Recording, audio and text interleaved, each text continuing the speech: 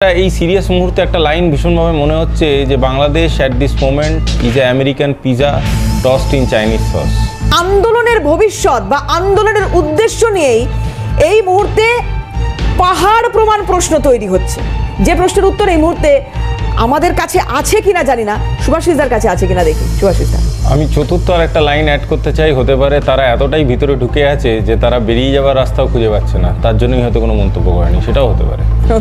আর আমার কাছে কেন জানি না একটা এই সিরিয়াস মুহূর্তে একটা লাইন ভীষণভাবে মনে হচ্ছে যে Bangladesh at this moment is a American pizza টসড in Chinese sauce. কথাটা শুনতে হয়তো খুব খারাপ লাগলো, কিন্তু ডিপ্লোমেসিতে খারাপ কথাটা পরিষ্কারভাবে শোনাটাই ভালো।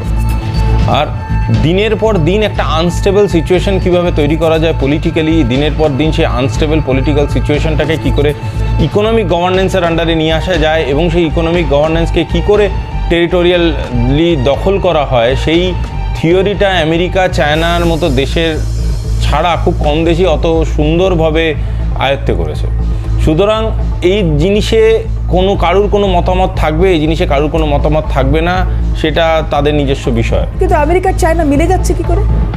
দেখুন, ইকোনমি এমন একটা জিনিস যে জিনিসে কেউ কারুর মিউচুয়াল সাপোর্ট হতে পারে। প্রথম কথাটা আমি একটা পরিষ্কার কথা জেনে রাখুন, ফরেন রিলেশনসে বা ফরেন অ্যাফেয়ার্সে কেউ কারুর পার্মানেন্ট শত্রু বা কেউ কারুর পার্মানেন্ট বন্ধু হয় না। The entire matter is a situational matter. আমার যদি মনে হয় আজকে আপনার সাথে আমি বন্ধুত্বপূর্ণ সম্পর্ক রেখে এগিয়ে গেলে আমার ফায়দা আছে, তাহলে আমি এগিয়ে যাব।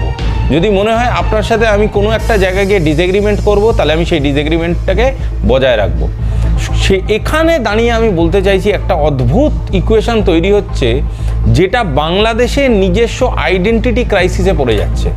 আজকের ডেটে বাংলাদেশ কনফিডেন্টলি এটা বলতে পারছে না যে ঘটনাগুলো ঘটছে সে ঘটনাগুলো পুরোটাই ছাত্ররা ঘটিয়ে একটা পূর্ণ স্বাধীনতা এনেছে, যেটা প্রথম দিককার ন্যারেটিভ ছিল।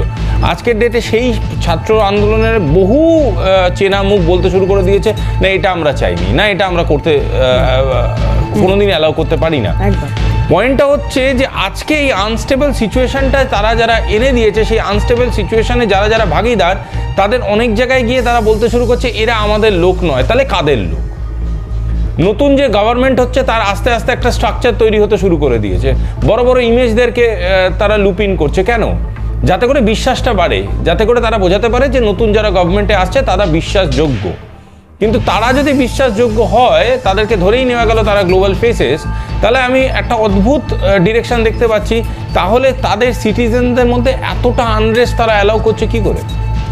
একটা ডেভেলপড নেশন হিসাবে তারা নিজেদেরকে তুলে ধরতে চায়, যেখানে ইসলামিস্ট আইডিয়াটাকে তারা প্রিভেল করাচ্ছে তাদের এই গোটা আইডিয়ার মধ্যে, সেটা ডাইরেক্টলি বেরোচ্ছে।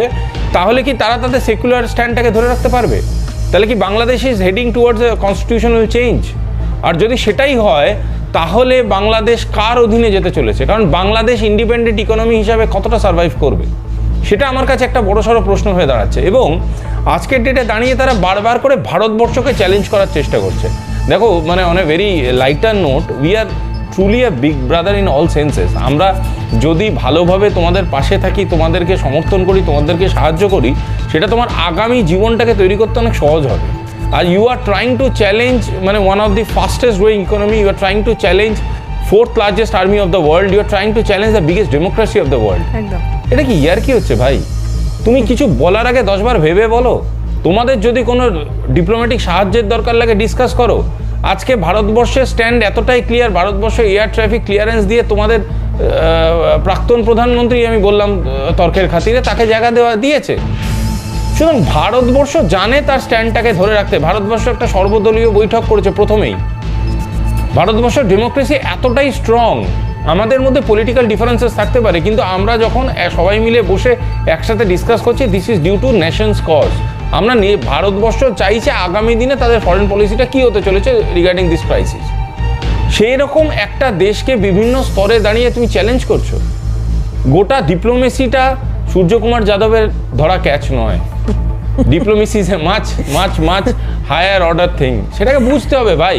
যখন একটা ম্যাচিওর নেশন তৈরি করতে চাইছো, ইটস নট অল অ্যাবাউট।